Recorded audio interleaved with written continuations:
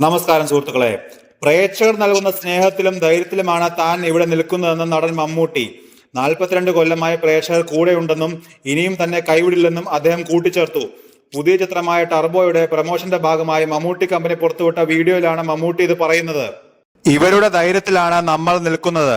42 കൊല്ലമായി വിട്ടിട്ടില്ല, ഇനി വിടത്തില്ല എന്നാണ് താരം വീഡിയോയിൽ പറയുന്നത്. ഈ സിനിമയിൽ 2 ആളുകളുടെ അനുഭവമാണ് പറയുന്നത്. യഥാർത്ഥത്തിൽ നടന്ന ഒരു തട്ടിപ്പിന്റെ കഥയുണ്ട്.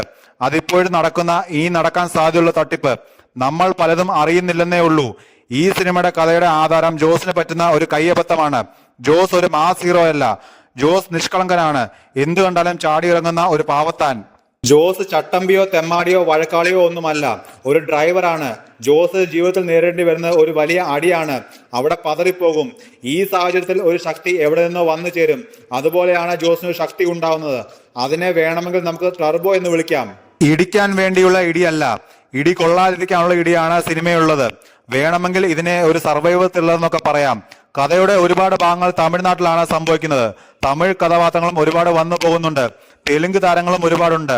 യഥാർത്ഥ ജീവിതത്തിൽ സംഭവിച്ച 1-2 സംഭവങ്ങൾ സിനിമയിൽ ചേർത്തിട്ടുണ്ട്.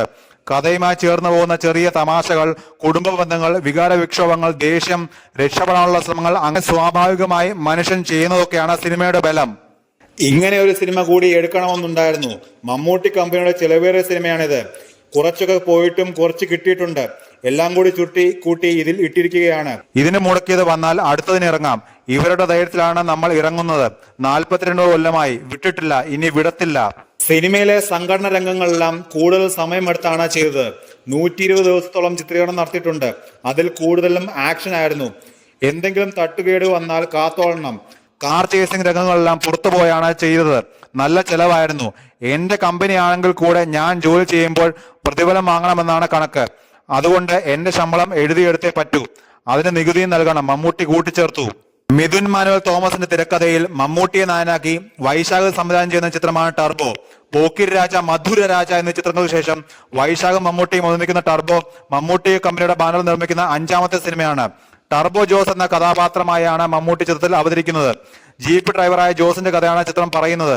ജോസ് എന്ന കഥാപാത്രമായി മമ്മൂട്ടി എത്തുന്ന ഈ ചിത്രത്തിലെ മറ്റ് പ്രധാന വേഷങ്ങൾ കന്നഡ താരം രാജ്വി ഷെട്ടിയും തെലുങ്ക് നടൻ സുല്ലുമാണ് അഭിനയിക്കുന്നത്.